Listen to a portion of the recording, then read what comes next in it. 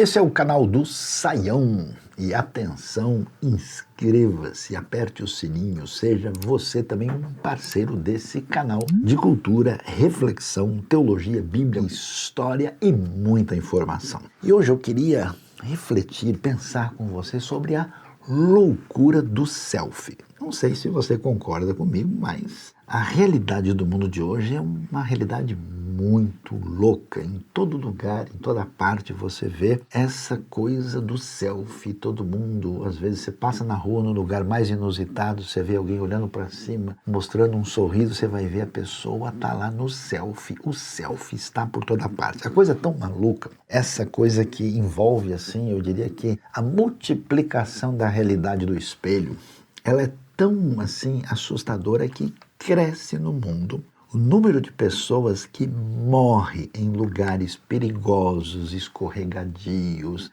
de altura muito elevada, porque a pessoa foi lá tentar tirar o grande selfie e acaba tendo um destino fatal. Então hoje eu queria pensar um pouquinho sobre essa questão da loucura do selfie. Olha que coisa interessante. Eu quero compartilhar com vocês aqui, eu estou com As Torrentes no Deserto, o livro deste ano, uma reflexão interessante sobre esse tema aí que certamente mexe com todo mundo. Vou contar um pouco da minha história para tentar compreender um pouco desse fenômeno e, afinal de contas, será que é bom? Será que é saudável ficar olhando no espelho, olhando a si mesmo, tirar selfie, ficar se avaliando? Isso é bom, é normal, é um narcisismo, é uma coisa estranha? Como é que é isso? Eu me lembro, eu tinha apenas 12 anos de idade. Pessoal, nem digo para vocês que loucura foi aquilo. Eu, muito menino, interessado em comer uma boa manga dos galhos que desciam de uma mangueira frondosa lá no distante estado do Tocantins, onde eu morei há alguns anos. Que loucura, eu caí nesse muro de cacos de vidro e quase morri. Vocês não fazem ideia, eu tomei 39 pontos com cicatrizes que ficaram na perna e na barriga. E eu me lembro da sensação de ver esse cenário tão esquisito no espelho. E olha só, eu me lembro muito bem, quanto mais eu olhava, pior eu me sentia. E naqueles dias, eu confesso para vocês, eu virei refém do espelho e servo do selfie. Eu estava o tempo todo querendo olhar para mim e ver como é que estava. E a verdade é que quanto eu mais me via, mais a realidade sumia e eu adoecia. Mas na minha caminhada, apesar disso, graças a Deus, a graça de Deus ensinou o seu pior aluno. Eu acabei vendo, descobrindo depois, que o espelho, o selfie, é um encontro consigo mesmo. E na verdade eu chamaria isso de um amigo da solidão. A palavra divina nas Escrituras, ela traz uma certa luz sobre isso quando ela diz em Eclesiastes 4, verso 8, a primeira parte, diz assim: havia um homem totalmente solitário, não tinha filho nem irmão, trabalhava sem parar, contudo, os seus olhos não se satisfaziam com a riqueza.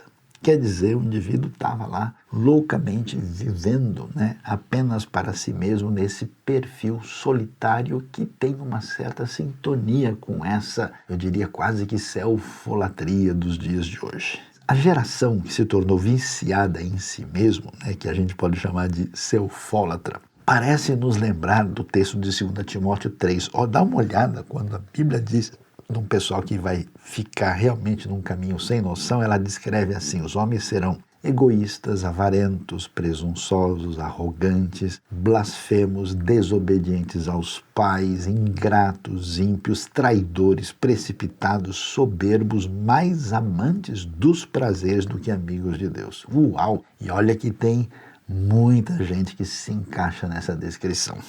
Pois é, eu tremi ao ler isso. E aí, assustado, eu resolvi fugir dos espelhos. Pouco depois eu fui até ter uma experiência num labirinto de espelho num parque. Não sei se você já passou por isso, né? Aquele lugar que você entra, tem tanto espelho, você não consegue achar a saída, você não sabe mais se o que você está vendo, se é você ou se é você lá atrás, ou seja, você se perde naquilo. Que desespero! Eu queria achar a saída e eu só conseguia enxergar a mim mesmo. Até que um dia eu achei, olha que coisa, espelhos. E será que eram espelhos sélficos? Na própria Bíblia. Que surpresa! E vê que coisa, essa coisa do selfie, do espelho, do olhar para si mesmo, ela lembra um pouco do Salmo 26, né, que vai falar: sonda-me, Senhor, e prova-me, examina-me o coração e a mente. Mas muito mais do que isso. Tiago 1,23 diz: quem ouve a palavra, mas não a põe em prática, é semelhante a um homem que olha a sua face no espelho. Olha que coisa interessante. A chance de examinar-se com uma certa possibilidade promissora de corrigir a caminhada. 1 Coríntios 13, 12a diz: agora vemos apenas um reflexo obscuro como em espelho, mas então veremos face a face.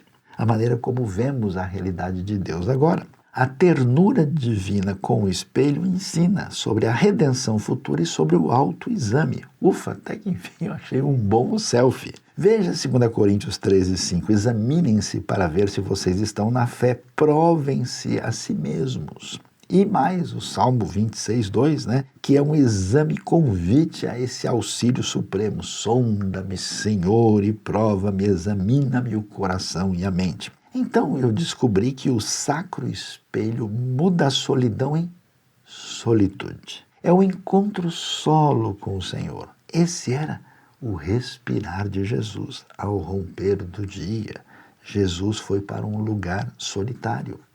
Lucas 4:42. Ali ele orava, Lucas 5:16. Como é que Deus mudou alguém tão difícil e complicado como Jacó? Diz a Bíblia em Gênesis 32:24, e Jacó ficou sozinho. Então veio um homem que se pôs a lutar com ele e a sua experiência em Peniel mudou a sua vida. Na luz do Senhor vemos a sua luz, diz Salmo 36:9. E foi aí que eu li Êxodo 38:8. Aí você não pode imaginar. A coisa é surpreendente demais. A bacia de purificação daquele espaço tão sagrado, tabernáculo, foi feita através daquilo que foi doado pelas mulheres. Eram feitas de espelhos femininos. A selfie do passado, do tempo do tabernáculo do deserto, virou adoração ao Deus da plena restauração. E diz ali o texto que fez a bacia de bronze e a base com os espelhos das mulheres que serviam à entrada da tenda do encontro. Depois disso, olhei no espelho e nunca mais me vi ali. As lágrimas mudavam a imagem e ali só pude ver a luz do Senhor. Deus abençoe a sua vida, abençoe o seu coração e ajude a ter a correta contemplação de si mesmo. O exame adequado, a percepção da imagem, sem nenhuma selfolatria, mas por um caminho de uma luz que brilha mais que o sol ao meio-dia.